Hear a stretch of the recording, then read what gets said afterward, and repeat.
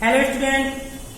तो चलिए देखिएगा, आज हम आपका क्लास 12 का फिजिक्स का पहला चैप्टर के पहला कुछ पॉइंट के बारे में हम बताएंगे। बारी बारी से हम प्रत्येक पॉइंट के बारे में सबको बताएंगे, पूरा क्लियर रूप से बताएंगे। आप लोग पूरा कंसंट्रेशन बना के एक एक टॉपिक के बारे में हम पूरा स्पष्ट से बात करेंगे। जहां भी आपको जिस प्रकार का प्रॉब्लम दिखे कमेंट के माध्यम से आप जरूर बताइएगा, ठीक है। जैसे कि क्या हो आपका प्रॉब्लम का सोल्यूशन हो सके। तो ये है क्लास 12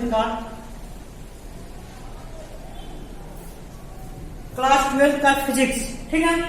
चलिए इसके बारे में हम लोग बात करते हैं। देखिएगा, इसमें फर्स्ट चैप्टर आप लोग को पढ़ना जो है, फर्स्ट चैप्टर का नाम क्या है? विद्युत आवेश तथा क्षेत्र। क्या नाम है? विद्युत आवेश तथा क्षेत्र। इसमें हम सबसे पहले, जैसा कि देख रही होगा आप लोग, क्या ये चैप्टर का नाम है विद्युत आवेश और क्या क्षेत्र, है ना। विद्युत आवेश और क्षेत्र। तो विद्युत आवेश और क्षेत्र है, तो सबसे पहले हम जानेंगे हम लोग क्या विद्युत आवेश क्या है। सबसे पहले हम लोग क्या जानेंगे? विद्युत आवेश के बारे में। सबसे पहले फर्स्ट ऑफ ऑल इसके बारे में बात करेंगे हम लोग। तो देखते हैं विद्युत आवेश क्या है, यानी कि इसको हम लोग क्या कहते हैं? Electric charge. इलेक्ट्रिक चार्ज, इसको हम लोग बोलते हैं इलेक्ट्रिक चार्ज। तो देखिएगा, इलेक्ट्रिक चार्ज जानने से पहले ये पता होगा आप लोग को क्या, जब ये कोई अगर पदार्थ है, मान लेते ये कोई वस्तु है, ठीक ना, ये मार्कर आपको दिख रहा होगा, ये मार्कर है, इसमें क्या होता है? Electron, proton, neutron. कहने का मतलब ये मार्कर ही नहीं, वरन कोई भी वस्तु ले लीजिए या कोई भी पदार्थ ले लीजिए, उसपे क्या होता है? इलेक्ट्रॉन, प्रोटॉन और न्यूट्रॉन की संख्या इक्वल होती है। यानी कि मुख्य रूप से इलेक्ट्रॉन प्रोटॉन बराबर होता है। यानी कि क्या होता है बराबर? तो इलेक्ट्रॉन और प्रोटॉन क्या होता है? बराबर होता है। ये नहीं दिख रहा होगा, नहीं, इलेक्ट्रॉन प्रोटॉन बराबर होता है, यानी कि E बराबर होता है P के। E बराबर होता है P के। तो जब किसी वस्तु पर क्या करते हैं हम लोग? इलेक्ट्रॉन को निकाला जाता है।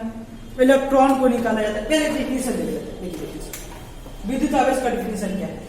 जब किसी, क्या बोला गया है? जब किसी वस्तु पर इलेक्ट्रॉन की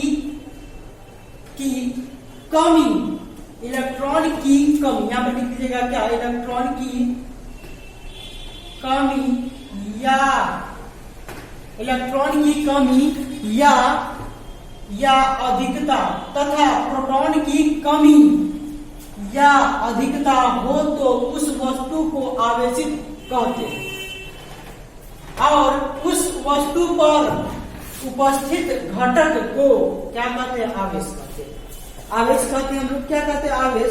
इसे कैपिटल Q या स्मॉल q से सूचित किया जाता है। इसको समझते हैं, सूचित किया जाता है, इसको समझते हैं। क्या बोला जा रहा है? बोला जा रहा है जब किसी वस्तु पर इलेक्ट्रॉन की कमी या अधिकता या फिर प्रोटॉन की कमी या अधिकता हो तो उस वस्तु को क्या बोला जाएगा?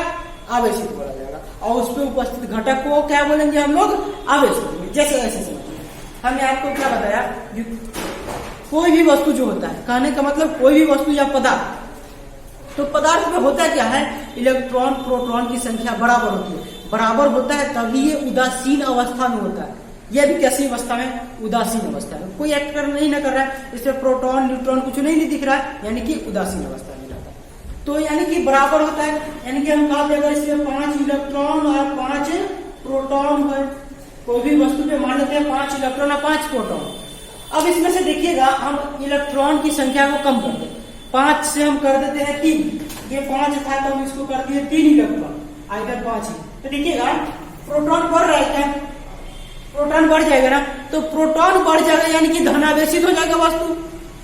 अरे वस्तु धनावेशित हो जाएगा ना जी, कैसे? क्योंकि 2 प्रोटॉन की संख्या बढ़ गया, इधर 3 है इलेक्ट्रॉन और 5 है प्रोटॉन, तो 2 बढ़ गया, यानी कि वस्तु आवेशित हो गया। पहला कंडीशन। इलेक्ट्रॉन को कम किया तो आवेशित हो गया, धनावेशित हुआ ना। अब देखिएगा नेक्स्ट कंडीशन। अब क्या करें? यहाँ पर हम इलेक्ट्रॉन की संख्या को 5 की जगह हम 7 कर देते हैं। तो देखिएगा, अब इलेक्ट्रॉन बढ़ गया प्रोटॉन से, ऋणावेशित हो गया वस्तु पे तो आवेश आ गया। कैसा? तो निगेटिव चार्ज, यानी कि ऋणावेशित हो गया। इलेक्ट्रॉन से समझिए। अब प्रोटॉन से समझिए। अब मान लेते हैं हम प्रोटॉन, इलेक्ट्रॉन को उतना ही रहने दीजिए 5, और प्रोटॉन को क्या कर दीजिए? पहले कम कर दीजिए, हम 3 कर दिए। जब प्रोटॉन को जैसे ही हम 3 करते हैं तो देखिएगा इलेक्ट्रॉन की संख्या बढ़ जाती है, इलेक्ट्रॉन की संख्या क्या आती है, बढ़ जाती है। कितनी, तो 2। तो यानी कि ऋण आवेशित हो गया वस्तु, आवेशित हुआ, कैसा हुआ, ऋण आवेशित। अब प्रोटॉन को लीजिए, क्या हम प्रोटॉन को बढ़ा देते हैं, तो प्रोटॉन को अधिकता यानी कि बढ़ा रहे हैं, तो 2 बढ़ रहा है, तो फिर भी क्या होगा, धन आवेशित होगा। बात तो आ रहा है। यानी कि कुल मिला के जब किसी भी वस्तु पर क्या करते हैं, जब किसी वस्तु पर इलेक्ट्रॉन की कमी या अधिकता तथा यहाँ पर बताया प्रोटॉन की कमी या अधिकता हो तो उस वस्तु को क्या आवेशित कहते हैं, हम लोग आवेशित वस्तु कहते हैं। और उस वस्तु पर उपस्थित घटक को, कहने का मतलब ये कोई वस्तु पर उपस्थित न होगा, उस वस्तु जिस वस्तु पर उपस्थित होगा उस वस्तु पर क्या है, कहाँ है, हो तो कहते हैं। और उस वस्तु पर उपस्थित घटक को आवेश कहते हैं, या इसी को हम लोग कहते हैं क्या, विद्युत आवेश, या इसी को हम लोग क्या कहते हैं, विद्युत आवेश कहते हैं। इसे कैपिटल Q या स्मॉल q से सूचित किया जाता है। क्लियर होगा, बात तो बहुत सुंदर से रहा, स्पष्ट है ना, बिल्कुल स्पष्ट होगा। अब देखिएगा विद्युत आवेश का ऐसा मात्रक, याद रखिएगा विद्युत आवेश का ऐसा मात्रक जो होता है क्या होता है, कूलम होता है। विद्युत आवेश का ऐसा मात्रक क्या होता है, कूलम, इसको C से सूचित करते हैं, कूलम होता है। विद्युत आवेश का ऐसा मात्रक क्या होता है, कूलम होता है। कूलम क्यों होता है, क्योंकि आवेश के बारे में बहुत ही बेहतर तरीका से किसने बताया था, कूलम साहब ने बताया था, इसलिए इनका उत्पत्ति किसके द्वारा हुआ, आवेश का उत्पत्ति कूलम साहब के द्वारा हुआ, इसलिए इनका ऐसा मात्रक कूलम को बोला जाता है। चलिए इसका दूसरा ऐसा मात्रक देखिएगा, आप लोग 10th में पढ़े होंगे क्या, Q बराबर I T, यानी कि विद्युत धारा नामक चैप्टर पढ़ेंगे, विद्युत धारा नामक चैप्टर, वहीं पे बताया क्या होगा आपको, Q बराबर I T, ठीक है। तो Q बराबर I T में I को हम लोग बोलते हैं क्या, विद्युत धारा, और T को बोलते हैं क्या, समय। यहाँ से देखिएगा इसका दूसरा मात्रक क्या निकलेगा, विद्युत धारा का जो होता है एम्पियर होता है, और समय का क्या होता है, सेकेंड होता है। तो यहाँ से क्या निकला, एम्पियर सेकेंड। स्पष्ट है, दूसरा ऐसे मात्रक स्पष्ट है ना, बिल्कुल स्पष्ट है। चलिए जो भी दिक्कत हो कमेंट के माध्यम से, यहाँ पर तो कोई दिक्कत होनी नहीं की आवश्यकता नहीं है। अब देखिएगा विद्युत आवेश के सीजीएस मात्रक, याद रखिएगा सीजीएस मात्रक जो होता है छोटा मात्रक होता है। सीजीएस मात्रक क्या होता है, छोटा मात्रक होता है, एसआई से भी छोटा होता है। तो एसआई से छोटा यानी कि स्टेट कूलम होता है। विद्युत आवेश का सीजीएस मात्रक क्या होता है, स्टेट कूलम होता है। क्या होता है, स्टेट कूलम होता है, याद रखिएगा। आगे बढ़ते हैं, एक क्वेश्चन आएगा क्या, 1 कूलम बराबर कितना स्टेट कूलम होगा। क्वेश्चन क्या आएगा, 1 कूलम बराबर कितना कूलम होगा। दिख रहा होगा क्या, बिल्कुल दिख रहा होगा। 1 कूलम बराबर कितना स्टेट कूलम होगा। तो चलिए इसको हम लोग आगे देखते हैं, इसको थोड़ा ऊपर करेंगे, इसको रफ करना होगा तब होगा। इतना को आप लोग क्या कीजिए, नोट कर लीजिए। थोड़ा सा इसको नोट नहीं करना है, ये आपको समझाने के लिए था, ये क्या था, समझाने के लिए था। बार बार क्या कीजिएगा आप लोग, नोट डाउन कर लीजिए, या तो स्क्रीनशॉट करके या फिर वीडियो को पॉज करके इसको क्या कीजिए आप लोग, नोट डाउन करिए। दिख रहा होगा स्पष्ट रूप से। चलिए साइड पे जाते हैं। चलिए अब देखिएगा हम क्या करते हैं, इसको रफ करते हैं और आगे बढ़ाते हैं। चलिए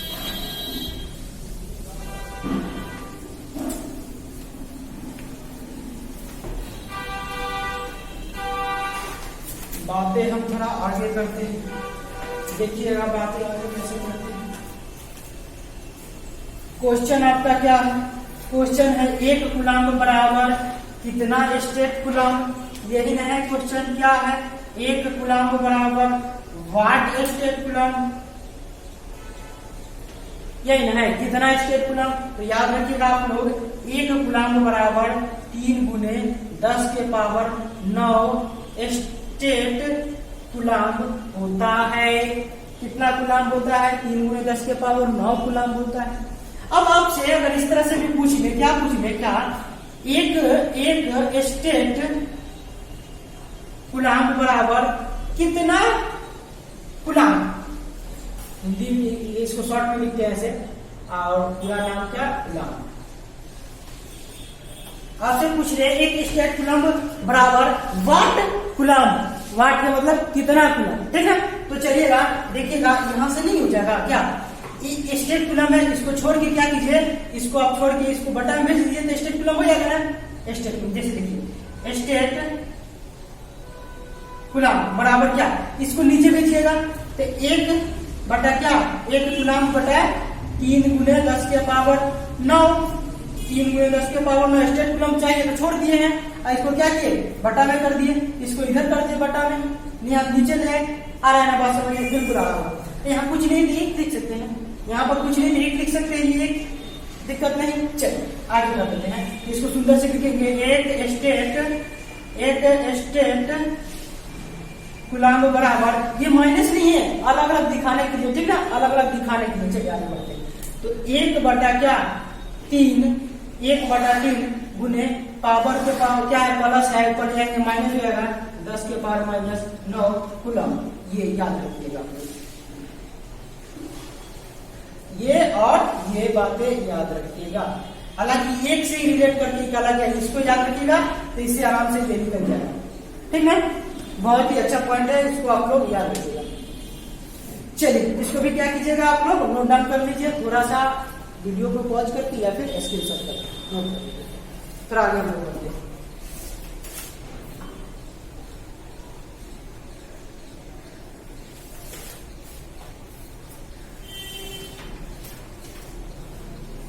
चलिए आगे करते हैं, हम लोग कंटिन्यू करते हैं आगे, इसको रफ कर रहे हैं हम लोग।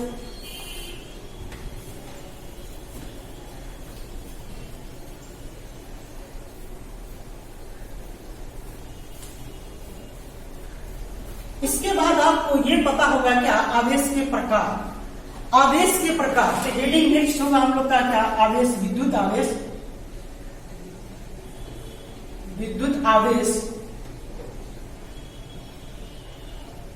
के प्रकार। तो विद्युत आवेश के प्रकार आप लोग जानते हैं क्या, आवेश 3 प्रकार के हो सकता है क्या, आवेश मुख्यतः 3 प्रकार के होते हैं क्या, यानी विद्युत आवेश ही लिख दीजिए जो लिख रहे हैं आप लोग, आवेश 3 प्रकार के होते हैं,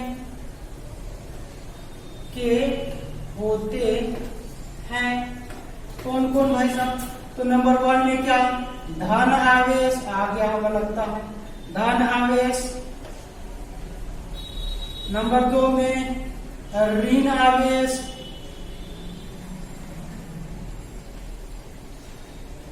और नंबर 3 उदासीन आवेश।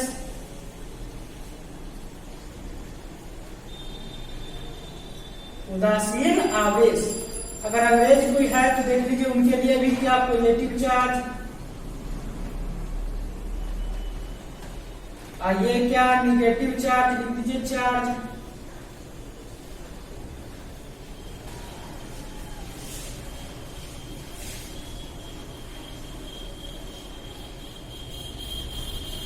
और ये क्या न्यूट्रल चार्ज,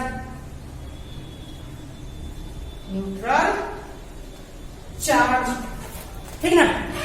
अब देखिएगा थोड़ा सा धन आवेश किसे कहेंगे, जब किसी वस्तु पर इलेक्ट्रॉन की कमी या प्रोटॉन की अधिकता, यानी कि क्या, इलेक्ट्रॉन क्या हो, प्रोटॉन अधिक हो इलेक्ट्रॉन से, प्रोटॉन की संख्या अधिक हो किससे, इलेक्ट्रॉन से, उस वस्तु को धनावेशित वस्तु बोलेंगे। यानी कि ये क्या दिखा रहा है, जिधर नोक उधर छोट, ये ट्रिक लेके, जिधर जो नोक है, कहने का मतलब जिधर नोक है वो छोट है, तो इलेक्ट्रॉन कम होगा प्रोटॉन से, प्रोटॉन अधिक होगा धनावेशित हो जाएगा वस्तु। दूसरा कंडीशन में क्या होगा, इलेक्ट्रॉन अधिक होगा प्रोटॉन से, इलेक्ट्रॉन अधिक होगा क्या, प्रोटॉन से। तीसरा कंडीशन में इलेक्ट्रॉन बराबर होगा प्रोटॉन के, इलेक्ट्रॉन बराबर होगा प्रोटॉन। क्लियर है ये बात, छोटी सी पॉइंट आपको पता होगा, ये बात तो बहुत ही पहले पता होगा आप लोगों को, कॉन्सेप्ट क्लियर। चलिए इसको भी नोट डाउन कर लीजिएगा, आपको दिख रहा होगा बहुत ही अच्छा तरीका से ना। चलिए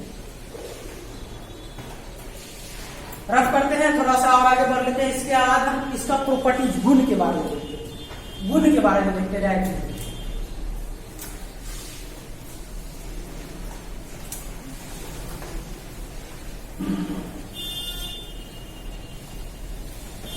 यदि जिससे मेरी आवेशन की विधि लिखिए, मेथड ऑफ चार्जिंग, हेडिंग लिखिएगा क्या, आवेशन की विधि, आवेशन के विधि,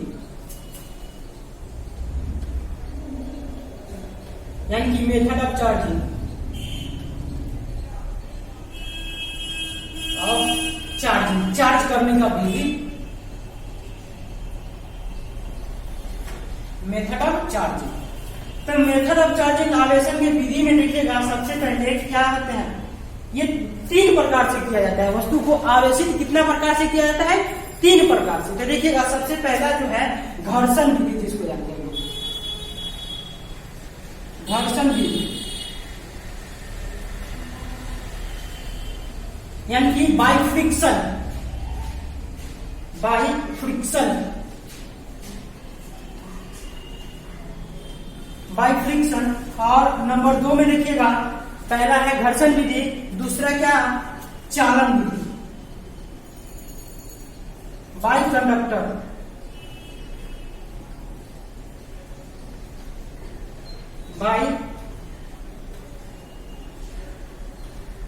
बाय कंडक्टर। और तीसरा होगा क्या, प्रेरण विधि,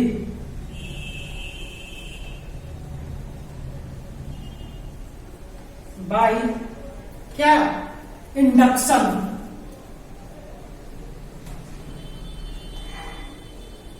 ये आपका 3 विधि है वस्तु को आवेशित करने की। वस्तु को आवेशित करने का कितना विधि है, ये 3 विधि है। पहला क्या, घर्षण विधि, दूसरा क्या, चालन विधि, तीसरा क्या, प्रेरण विधि। ये तीनों विधि द्वारा वस्तु को क्या किया जाता है, आवेशित किया जाता है। स्पष्ट होता है। अब इसमें कुछ लिखना है तो लिख सकते हैं, कोई दिक्कत नहीं है। घर्षण विधि नंबर 1 करके घर्षण विधि में लिखना चाहिए तो लिख सकते हैं। चलिए लिखा ही देते हैं, लिख सकते हैं क्या, थोड़ा सा, हालांकि थोड़ा सा जानना है, अभी अधिक नहीं जानना है। घर्षण विधि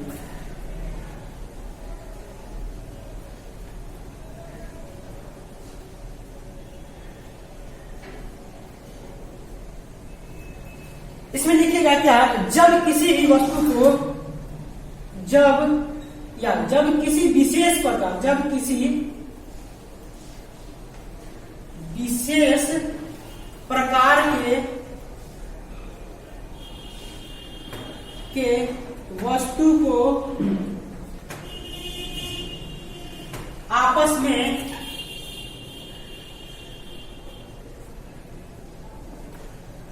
रगड़ा जाता है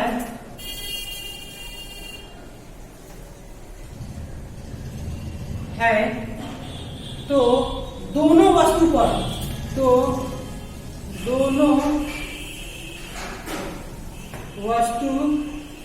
पर विपरीत प्रकृति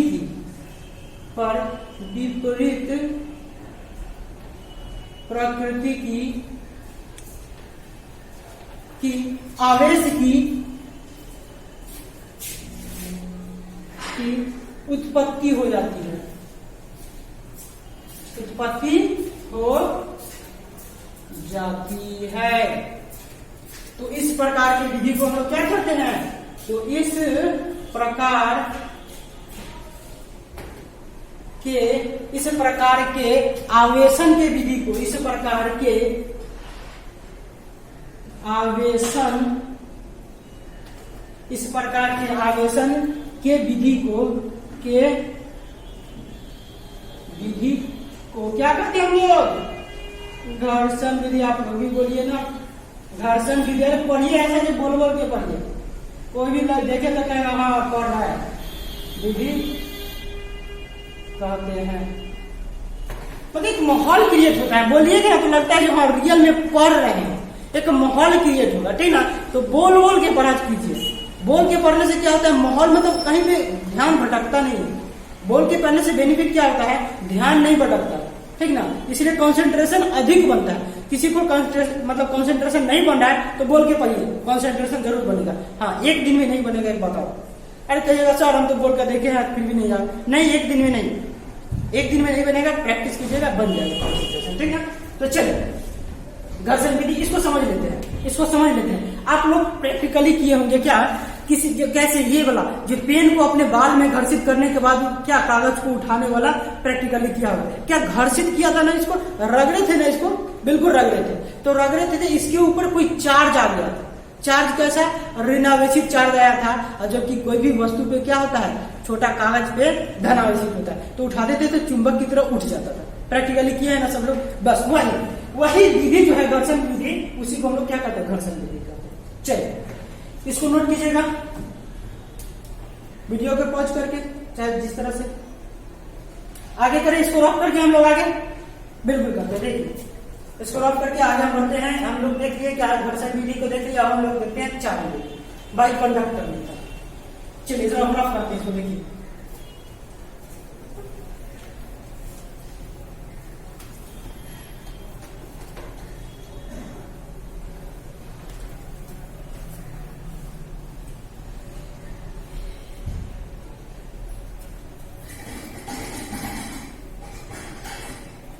देखिए चालन विधि देखते हैं हम लोग। चालन विधि इसमें क्या लिखेंगे, जब किसी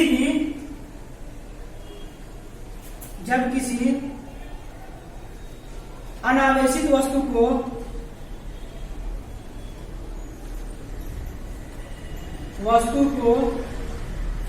किसी आवेशित वस्तु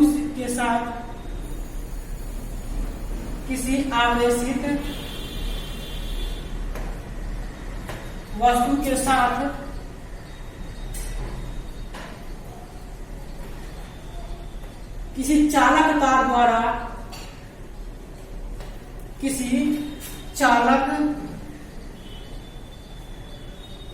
तार द्वारा जोड़ दिया जाता है,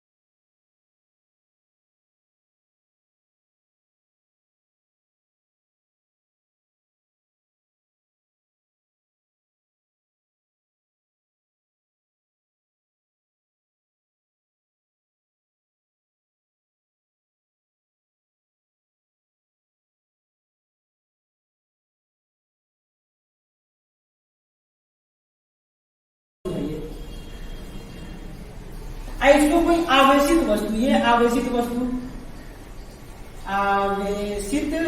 है, मान लीजिए धनावेशित वस्तु है, मान लेते क्या है, ये आपका धनावेशित वस्तु है। इसको क्या करते हैं, कोई चालक तार द्वारा इसको क्या करते हैं, जोड़ देते हैं। ये जोड़ दिए, किसके द्वारा जोड़ दिए, ठीक ना, क्या किए हैं, जोड़े हैं किसी चालक तार द्वारा। तब क्या होगा, जोड़ने के पश्चात अनावेशित वस्तु पर कुछ आवेश आ जाएगा। कहने का मतलब ये अनावेशित वस्तु पर आपका कुछ आवेश आएगा, पूरा थोड़ी ना आ सकता है, कुछ आवेश आ सकता है पूरा। अब फोन चार्ज कीजिएगा, मान लेते हैं आप बैटरी चार्ज, पूरा बैटरी अपना थोड़ी ना एनर्जी देगा, कुछ होगा ना, बिल्कुल कुछ आवेश हो जाएगा। तो ये देखिएगा, ये विधि आपका चालन विधि है। क्लियर हो रहा है क्या, दिख रहा है क्या, बिल्कुल दिख रहा होगा, लीजिए चलिए, दिख रहा है ना, हाँ बिल्कुल दिख रहा होगा।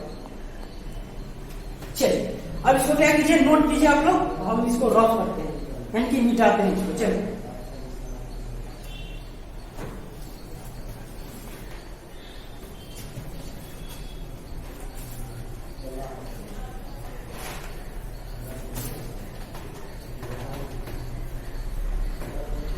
अब क्या करेंगे, अब तीसरा बच्चा है हम लोग का क्या, बाई फ्रिक्शन यानी कि प्रेरण, बाई फ्रिक्शन यानी कि प्रेरण विधि ना। तीसरा क्या है बच्चा हुआ मेरे भाई, देखिएगा क्या, प्रेरण विधि।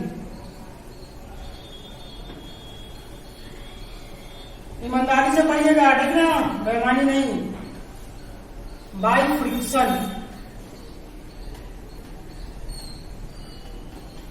By friction. तो इसमें क्या होगा, देखिएगा फ्रिक्शन कहने का मतलब प्रेरित करने। पहले लिखा देते उसके बाद समझा देंगे, क्या करेंगे समझा देंगे, पहले लिखा था। देखिएगा जब किसी अनावेशित वस्तु को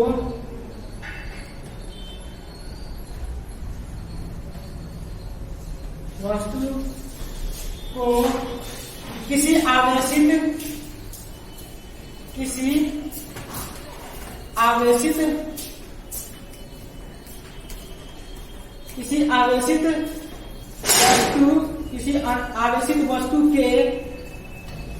आवेशित वस्तु के पास लाया जाता है, किसी आवेशित वस्तु के पास लाया जाता है तो अनावेशित वस्तु भी आवेशित हो जाता है।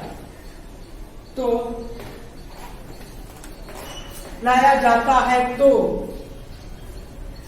अनावेशित वस्तु भी क्या होता है, आवेशित हो जाता है।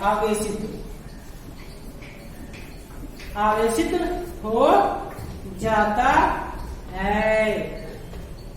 आगे थोड़ा सा और लिखिएगा, उसको इसको समझाएंगे। लिखेंगे प्रेरण विधि के द्वारा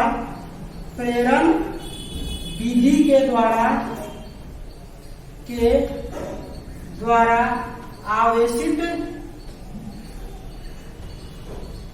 वस्तु पर आवेश कुछ ही समय के लिए होता है। आवेश कुछ ही समय के लिए होता है। चलिए इसको समझा लेते पहले, तब नोट कीजिएगा, पहले समझ लीजिए। देखिएगा क्या प्रेरण विधि कह रहा है, जब किसी अनावेशित वस्तु को किसी आवेशित वस्तु के पास लाया जाता है तो अनावेशित वस्तु भी आवेशित हो जाता है।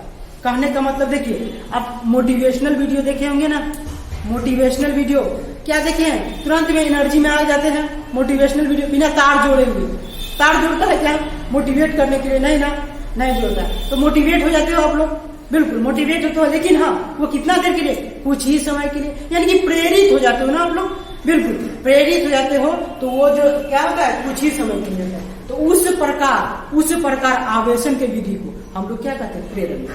बात समझ में आ रहा है। प्रेरण विधि के द्वारा आवेश कुछ वस्तु पर क्या कह रहा है, प्रेरण विधि के द्वारा आवेशित वस्तु पर आवेश कुछ ही समय के लिए होता है। स्पष्ट क्लियर है क्या, बहुत ही सुंदर तरीका से क्लियर होगा। और इसको नोट कीजिए। और आज के लिए इतना ही रहेगा, आप लोग नोट कर लीजिएगा। आज के लिए इतना ही रहेगा। हम प्रत्येक 2 टॉपिक या 3 टॉपिक ये छोटा छोटा वीडियो के फॉर्म में आप लोग को देंगे, आप लोग करते रहिएगा, ठीक है, ईमानदारी पूर्वक करते रहिएगा। तो आज के लिए इतना ही, चलिए धन्यवाद, थैंक यू।